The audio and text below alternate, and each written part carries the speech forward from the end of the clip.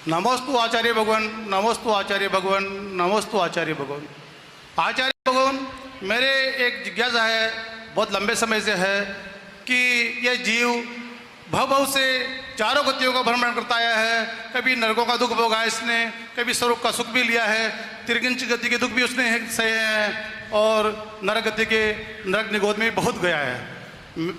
तो आचार्य श्री, कभी ये जीव सिद्ध शिला के जो क्राइटेरिया है उसमें भी गया है? कृपया जिज्ञासा का समाधान करें। एक भजन आता है, हमने तो कौमी चार गतियां न मानी जिन वाणी की बतियां। इस जीव ने नरक गति, तिरंग गति, मनुष्य गति, देव गति, चारों गति घूमी और यहाँ तक कि यहाँ सिद्ध भगवान विराजमान है सिद्धालय में, तनुबात वाले में, वहां पर भी रहकर आया है। किंतु जब वहां पर गया तो एक इंद्री बनकर गया, कर्मों के साथ में गया, इसलिए वहां जाकर भी वो आनंद नहीं ले पाया। अब की बार ऐसा पुरुषार्थ करो कि जब सिद्धालय में जाए तो कर्मों से रहित होकर जाए, ताकि वापिस नहीं आना पड़े।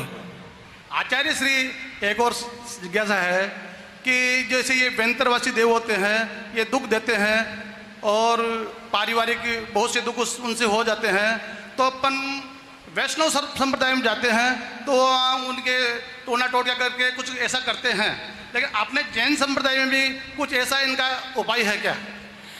मैं आपकी बात समझानी, वो परिवार वाले मतलब मैं समझानी। ये व्यंतरवासी जो देव होते हैं, नहीं, आपने परिवार ना, परिवार वाले पारिवारिक संकट, जैसे अब दुख हो जाता है, अपन मानते हैं कि भाई आपके किसी का दोष है, आपके देवता हैं, आपके कोई देव हैं, वो प्रकट हो गए हैं, तो ऐसा कुछ। पहली बात तो ये ध्यान रखना, आप लोग सारे लगभग मुझे लगता है यहाँ पे अधिकतर अग्रवाल समाज है ना? हाँ। और अग्रवाल समाज के अंदर सबसे बड़ा दुख का कारण ये है कि वो लोग, कुछ लोग जिन मंदिर को भी मानते हैं, वीतराग शासन को भी मानते हैं, और बाहर जाकर जय सिया राम, और आज गुरुवार ना, शुक्रवार, और बहुत से लोग देवी को मानते हैं, बजरंगबली को भी मानते हैं, हनुमान को भी पूजते हैं, है ना? करते हो ना? तो ये ध्यान रखना। पहली बात तो ये रही, मैं आपसे ये नहीं कह रहा कि आप हनुमान को मत मानो, आप हनुमान को भी पूजो, गणेश को भी पूजो और राम को भी पूजो, किंतु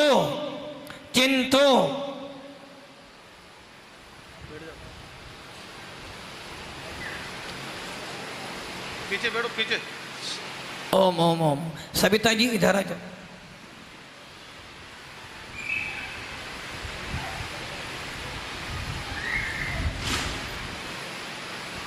पहली बात तो मैं ये कह रहा हूं, आप हनुमान के पास, हनुमान को भी पूजो, राम को भी पूजो, गणेश को भी पूजो, किंतु स्वरूप देखकर, राम जिन्होंने मांगी तुंगी से मोक्ष को प्राप्त किया है, ऐसे राम की पूजा करो। हनुमान वो हनुमान नहीं, कौन सा हनुमान? जय सिया राम। हनुमान जो बंदर नहीं थे, बांदर वंशी थे, कामदेव थे, जिन्होंने मोक्ष प्राप्त किया, ऐसे हनुमान को पूजो। और रही गणेश, जो आचार्य भगवंत होते हैं, जो चार संघ के नायक होते हैं, ऐसे गणेश को पूजो। इसलिए जो भूत प्रेत आदि हैं, यदि आपको लग जाए, पहली बात तो भूत प्रेत होते हैं, ये मानता हूं मैं भी, व्यंतर होते हैं, किंतु आजकल तो हर किसी को बहुत व्यंतर आ जाता है।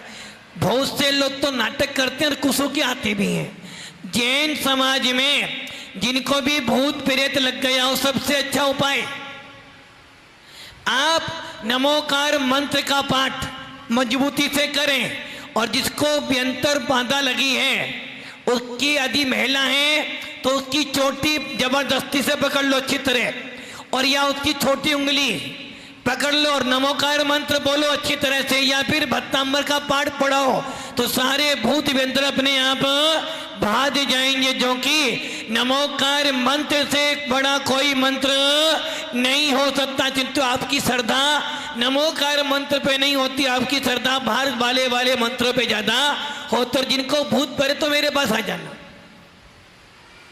इसलिए जैन शासन बहुत मजबूत है, किंतु हम अपने जैन शासन का इस्तेमाल करते नहीं हैं। आप एक नाम सुना होगा कल्याण सागर मुनिराज का। कल्याण सागर मुनिराज, उनके यहाँ तो रात में 12 बजे लैन लगती थी, सवेरे 3 बजे नंबर आता था। और आचार्य विमान सागर महाराज वात्सल्य रत्नाकर, यदि उनकी पीछे लग गई तो सारे भूत प्रेत अपने आप भाग जाते थे। तो आज भी हमारे जैन शासन में बहुत से ऐसे मंत्र हैं जिनसे भूत प्रेतों को भगाया जा सकता है। नमस्ते गुरुदेव। आचार्य भगवान ने हमें बताया हर आदि व्याधि और उपाधि के लिए नमोकार मंत्र ही एक दवा है, परंतु बस ध्यान इतना रखना है कि हमारी श्रद्धा मजबूत होनी चाहिए।